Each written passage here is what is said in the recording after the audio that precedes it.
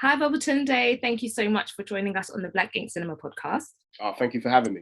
I've been a fan of yours forever, so it's actually a privilege to have you on here and to talk about your film choice, which we'll get into. But I know a lot of people have been newly introduced to you on Gogglebox with Mo Gilligan. How did that come about? Okay, well, that came about because me and Mo, we were supposed to do a tour last year, and obviously pandemic. So, but because of the tour, Gogglebox was supposed to be like the promotion for the tour, right? But then it ended up being that we were scheduled in for every single episode because people just kind of caught on and just really took to our chemistry. So they were like, man, I think we need to kind of get you guys on every single episode. And so, yeah, that's how that whole thing came about. But we're still going on tour by the end of this year. Oh, that's great. From September. But we're going back on Gogglebox as well. So that should be cool. Good. So do you and Mo go back? Do you know each other quite well?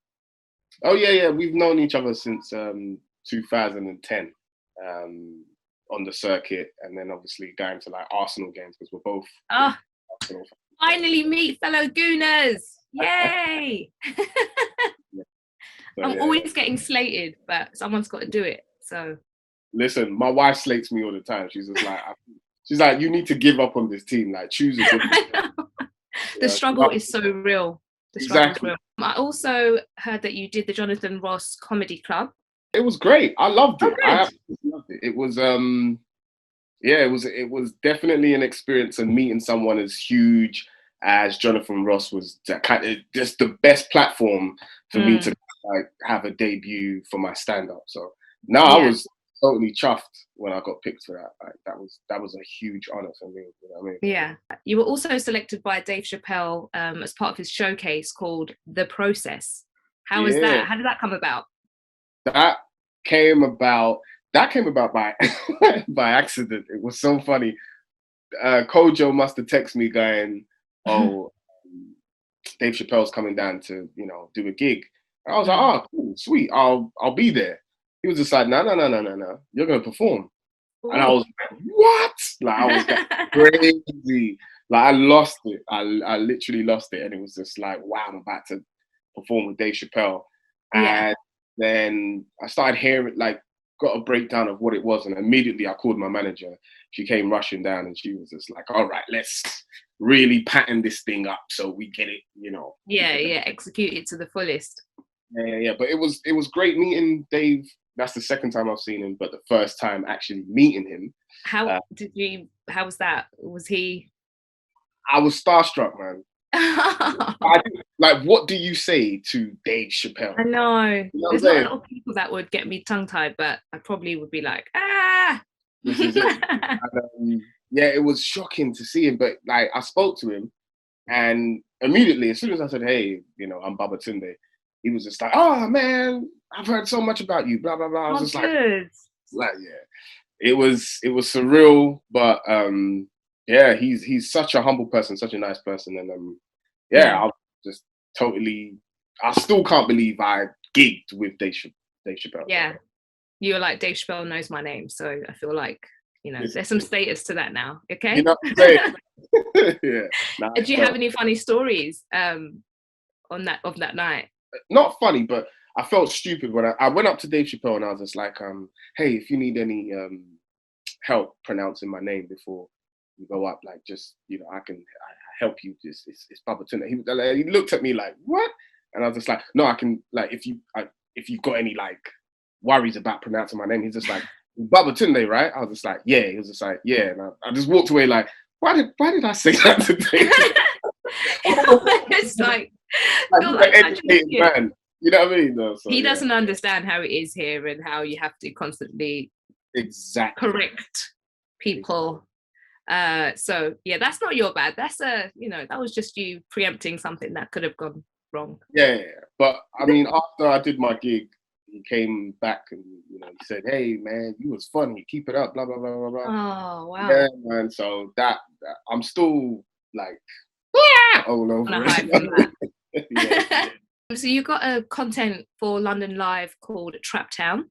So tell us a little bit about that. Okay, so Trap Town, that was a documentary around northwest London, Graham Park Estate. We were kind of like talking to like a group of guys who, you know, were ex gang members and kind of like coming, and it was just exploring my story from, you know, living in a notorious area like Tottenham, and you know, moving out to Highgate at that time, very, very posh area. Very posh, yeah. It was nice to kind of, that whole documentary was just following the lives of people who still live in that environment and what it's like. And so it was a good experience, a nice documentary. And I think what not upset me, what I liked about the whole documentary experience is the fact that like what we filmed was that can't be aired on TV. I see. And I like that because it allowed me into the whole understanding of like, okay, this is what it is like to make a documentary. And then when you get back and you're in the editing room, editing, all of that good like, stuff. Yeah, then it's like you captured this, and it's just like, yeah, you know what I'm saying? I remember that part. You know, I remember when we took it to all the execs and stuff, and you know, they were looking at like all our footage. They were just like, "Yeah, this can't go on TV." Clients were like, "No, we have to just chop that out and get rid of that." Yeah, I think the next time I make a doc, I do want to find like a network and a production company that kind of do push the boundaries, kind of allow you to see a bit more of the gritty stuff, because a bit more freedom. Yeah. I was for me, never making a doc, I was really intrigued to see, okay, so this is what it's like. Yeah. So it's not enough that you are a brilliant comedian, but you've also made a segue into acting on a few great shows, Doctor Who, EastEnders. Have you got any favorite characters or parts that you played? Well, to be honest, my favorite character that I've ever played on TV, I was in I had a short role, very, very short cameo role in New Tricks that was on BBC One back in the day. But I played a car mechanic. That's all I played. I had like 5 lines, but it was like, the reason why I like that character so much, it's just so much fun to kind of just play something totally different. Because before I was getting casted for like, you know, gang member number 1, and you know, very typecast, yeah. Yeah, you know what I'm saying? Like, so that was the first role I kind of felt like that was outside of all of that. And it was just simple car mechanic, only 5 lines, but I felt happy, like, right, now you're not casting to type, you're just casting me as a person, you know, just looking for me to wear a hoodie and stab people all the time. So, yeah. I hear that. So you've done some acting on stage as well? I have. Wow, you did your research. Ah, damn. I mean, it's Adam, really, but yeah. I could just take all the glory. Yeah. No. Yeah, I've done acting on stage. And how does that compare to like doing the comedy on stage and acting on stage? Because obviously you get more heckles, I guess, and stuff, and people are a bit more interactive. Yeah, it's two completely different headspaces. Acting on stage, you feel the buzz of performance. And especially of the story, like if the story kind of like takes hold of you and you kind of just get swept up in that moment until the very end, and then it's just like you snap out of it and you're just like, oh yes, I was acting. You know. But with stand-up, it's kind of more personal, because obviously you judge with every single joke. Are they gonna like this joke? And even when the show is going good, you're like, oh, okay, I'm gonna hit them with this joke. you kind of you're like just lining them up. Yeah. Once you kind of feel that you have them in a comedy, with stand-up, you know, okay, I can do this, I can do that. Watch me do this, and yeah, it's kind of cool. But yeah, two different headspaces with acting, stage and stand-up. So do you want to share with the people your socials so they can follow you and keep up to date? Absolutely. So you can find me on Instagram, Babatunde Comedian. And if you don't know how to spell Babatunde, that's B-A. Google it. Google it. And on Twitter, it's Babatunde Comedy. Awesome. Well, we're here to celebrate all things Black cinema, and you chose the classic Brown Sugar with Taye Diggs and Sanaa Lathan. Why did you pick this film? I picked this film because it's one of those feel-good films, and one of the films that, well, one of the only films that my wife enjoys watching, because she hates action, she hates thrillers. Okay.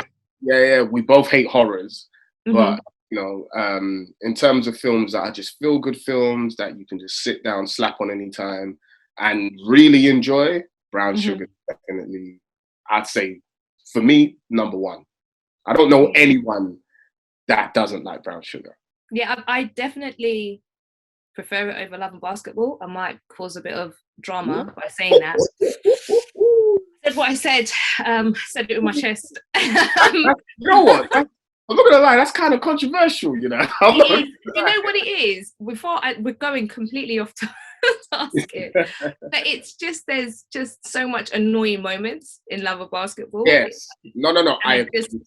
Do you get what I'm trying to say? And it's just like, what? This guy's taking the absolute mick. Are you not all right? And we just all here like rooting. Nah, just, I was like, we've got to keep it moving. With Brown Sugar, you're on the edge of your seat, like, flipping kiss. Yeah.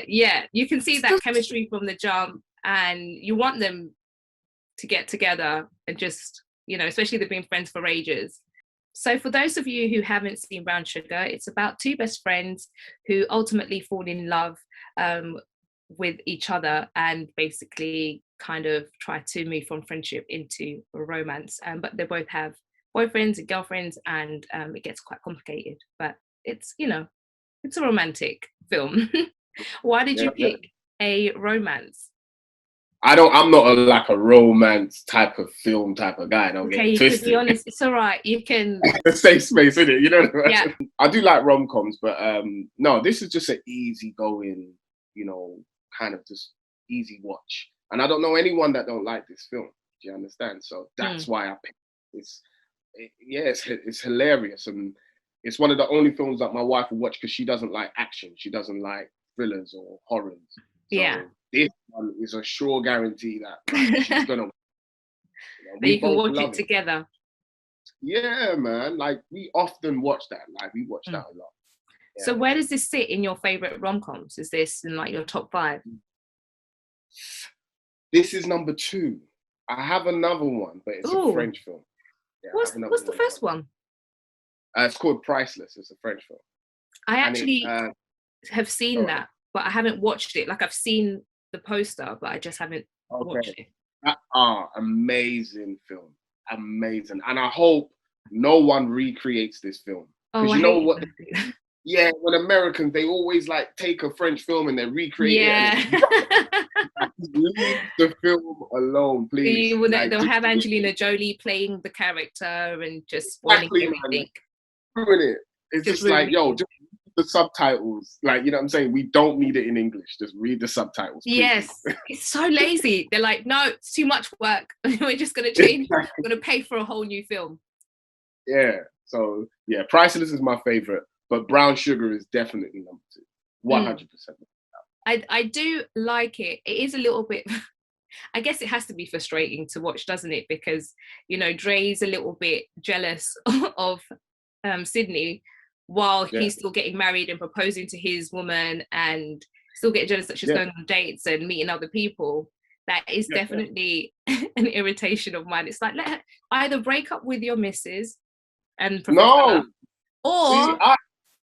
just let her live her life.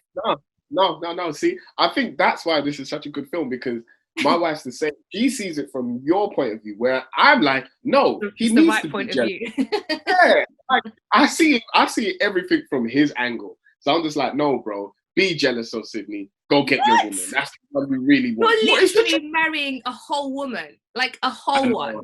And you're still jealous, and me, like, I'm single, no one's in the picture, and you're jealous of one date or whatever. Well, I don't know. I'm just being selfish because I love their chemistry. Honestly, I just love their chemistry. Yeah, no, it is actually quite good. Although Boris, I mean, I would be jealous as well. Like, he is a beautiful man. I mean, what's funny is that him and Nicole, who are their partners, who each other's partners, are married in real life. And there's a part when he goes to kiss her, Dre goes to kiss her, and I swear looks away, like he actually can't see that. It must have been so awkward just being on set and someone kissing your wife. I didn't know. Did they meet on set, or was this I'm very sure they were together at this time. Okay, cool. Yeah, I'm very sure they were together. They're just too beautiful to be together. It's actually quite annoying. It's quite annoying. They are a really beautiful couple, ain't they? So sweet. They're just so sweet. They're too good looking. They just, you know what I mean? Like, just, and then they had kids and created more perfect children. Yeah, it's too much. Relax, man. What's your favorite scene in the whole movie? Oh, look at you flipping the script. Jesus, was not expecting that. No, you know what? I like it's the scenes or bits, like it's the scenes that you don't really pay attention to. Like my favorite scene is, you know, when Andre and Sydney are together, but they've reunited. They're back in New York. They're walking through the park, and he gets a hot dog and he's eating it. And he's like, I love these bad boys. That's yeah. My favorite bit of the whole. That's so real, though, isn't it? Yeah. We're just always celebrating food. Exactly. Every time it comes to that bit, me and my wife are just like, I love these bad boys. Like, we'll say the line together. So I felt like I could taste the hot dog as well. Like it was tasted good from how he described it. I do like the scenes with him and Mostef as well. I don't know, especially when they were like talking using Hogarth or another film as a kind of analogy of their relationship. I thought that was quite clever and smart. In the radio studio, yeah. Another thing that kind of was a bit weird, like when Andre finds out that his wife is cheating, and there was no reaction afterwards. Like he just goes back to Sydney's and just keeps it moving. Like there's no emotions. But like I just felt like it was like, oh, okay. They kind of addressed it, but that wasn't realistic to me personally. It does, doesn't he? When he's in the restaurant, when he finds out, when he goes. I mean, yeah, it'd be like the real version would be chairs and when he goes back to Sydney's house. That's when they start kissing. Yeah. But that's not you like saying how devastated you are that your wife is cheated on you. Like it's almost like, and then if it's going to be like a lifeline or like something that you wanted so you then can act out, I think they could have built up on that a little bit more and been like, no, you're right. You get what I'm trying to say? So we see, because otherwise it looks like you didn't care to begin with. So her betrayal is not that effective. That's men. I'm thinking a bit like a woman. We're trash, Rachel. We're trash. The film also stars Queen Latifah, the Queen, and I mentioned Mostef as well. A few other cameos in there. How did you like their characters? I mean, Mostef, like you said before, he is input in that film. I never knew he was funny. Oh yeah. I think it's that film with Bruce Willis. He's a bit funny in that one. I don't know if you've seen it. I think it's 16 Blocks or something. I don't think I've seen. He actually I thought he did a pretty good job. You should watch that. It's a bit of an action film, so the wife might not appreciate it. Okay, yeah. That's probably why I ain't seen it. No, Mostef's performance, I thought he was hilarious in it. And Queen Latifah, I mean, we already know about Queen Latifah. She's been a great actress from day one. Yeah. Since Set It Off, you know what I'm saying? So that's my movie. Not gonna end of Set It Off. You know when Queen Latifah dies, ain't that music so damn tight? So hard. Like she went out like a proper G. I don't think there's any other scene that can top that. Trust me. I was gonna say, so where do you rank Queen and Moss from rappers turned actors? I mean, Queen Latifah, she's got to be high up there. She is high up there. I think with Mostef, he's more of a, I mean, he is a good actor, but he is more of, I mean, his comedy work is great, but yeah, I won't rank him higher than Queen Latifah. Of course. Latifah, she showed her Yeah, she's shown her range, man. So Brown Sugar's directed by Rick Famuyiwa, and he's also done a few other classics. I don't know if you've seen Dope and obviously The Wood. I'm sure you've seen The Wood. I've seen The Wood. I don't think I've seen Dope. Oh, it came out a few years ago. So good. Again, centered around that kind of Inglewood like area and very retro-esque. I have seen it. Oh, yeah. Yeah. Quite underrated, I think. Ain't the lady from the internet? Ain't she in that? The tomboyish type. Oh, yes. Her. Yeah, I know who you're talking about. Right, sorry. I know which character you're talking about. I have watched that film, but I never took it in while I was watching it. So, and obviously now he's gone on to do the Mandalorian Star Wars, which is a massive deal. Does that inspire you to see, obviously, like his journey as a director? I mean, no. Just being real, like after Brown Sugar and The Wood, I kind of was just like, I mean, big up yourself, big man, but I'm gonna go watch this. Not in a rude way, but so you haven't watched The Mandalorian? I haven't. It's so hard to watch anything in this house because, again, like I said, it's my wife wants to be involved in any, like all wives. They just, oh my God, did you watch this without me? All of that. So yeah, no, I've not got around to The Mandalorian, but I do want to. It looks good. I say that and I haven't either, but that's only because I can't get another subscription. I refuse to pay for another I've literally, these people are getting my money left, right and center, and I just need to rein it in a little bit. What have you got so far? Have you got Prime? I've got Netflix. Prime, I've got Sky, I've got Netflix. And when I say Sky, I'm talking about everything, like the whole package, like cinema, like everything. BT bloody sport as well. It all adds up. Okay. Listen, I'm moving in with you, Rachel. The full pack. Listen, even I don't have the full package on Sky. You are rich. No, it's called lockdown, and you need all the entertainment that you can get right now. So obviously, I'm a movie TV person, so that's my entertainment. Same. Kind of need that to survive, especially now. Tay Diggs kind of gets a big, like the running joke is that his lips are always moisturized. Like I've literally never, I feel like there's someone on set with a tub of Vaseline just ready for him to swish. Didn't share the memo with everyone else, but yeah, he's always good. I mean, that's a good thing. 100%. There's sometimes when I'm watching films and I see the black person with very dry lips and I'm like, listen, has no one told them? Every time I'm on set, I'm always like going to the makeup artist, give me Vaseline. Have you got Vaseline? Give me it. Because for some unknown reason, I don't know what it is about black people and Vaseline. 100%. There's probably like 20 in my house. Oh, yeah. It's like Vaseline gets legs and just crawls off. You know what it is? It's because every time another black person sees it, they're like, Nab.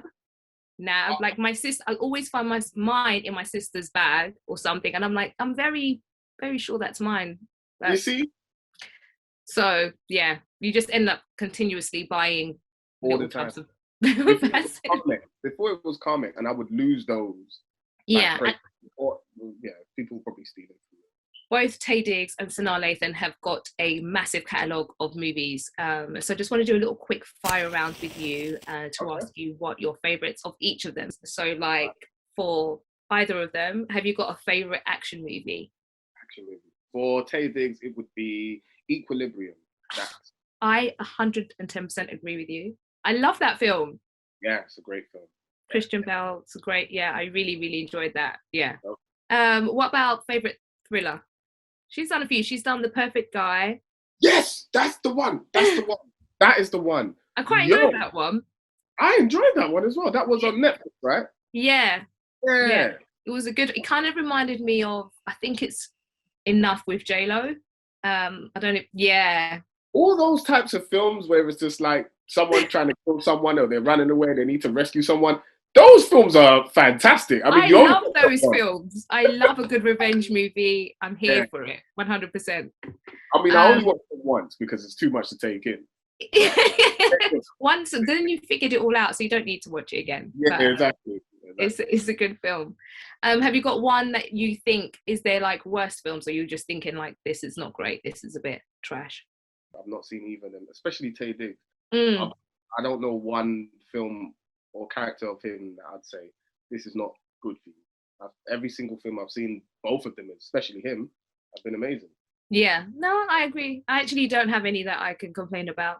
So if you had to direct people to the YouTube to watch a clip from this movie to entice them to watch it, what clip would it be and why? It would definitely be the scene where they're on the bench and they are reciting Common's "I Used to Love Her." Oh, that's nice. Yeah, I mean that's the scene that sells the whole movie. Mm. I actually totally agree. Yeah. I totally agree with that. Because they're kind of reciting and they're rapping and it's kind of fun and easy and it's not giving too much away of the plot. So yeah, fun. yeah. And it shows you exactly their love for hip hop and for each other at the same time. Yeah, because exactly. The subtext is so clear there. It's just like, yeah, they're talking about hip hop, but they're really talking about each other. Yeah, constantly. Obviously, this film is centered around hip hop and their love of hip hop. Who have you got top 5 favorite hip hop artists? Top 5. Ooh, okay. Yeah, I do. Nas, Loaded Lux, who is a battle rapper. So he's still in hip hop. Let's see, who else? Tupac, definitely. I would definitely go. I don't want to say Jay-Z. Hold up! Wait, why don't you want to say Jay-Z? I don't, because everyone always says Jay-Z, and See, I got slated for not mentioning Jay-Z in my top 5 once because of a similar reason. And I'm sure Adam will jump back on this. I'm gonna go with Styles P from the Locks. I think he's an amazing rapper. I will go Fabulous because he's underrated. Fab is the king of punchline lines, like just kick lines. Rachel, you're my new best friend, Rachel. No, real talk. I got you. Rachel's my new best friend. Yes. and I love punchline rappers. Same here. I love it because I'm a visual person, and when you put those two things together, it's great. It keeps you entertained as well. Absolutely. So that's it from me, Babatunde. It's been an absolute bloody pleasure to have you on, an honor as well. And I hope this year brings more work and positivity, and you're able to just go and do your thing because you deserve it. Oh, thank you very much. And it will. It's already, things are already in the works. So yes, thank you very much, Rachel. Thanks for coming on. It's a pleasure to be, brought on to this fantastic podcast. Thank you. Thank you.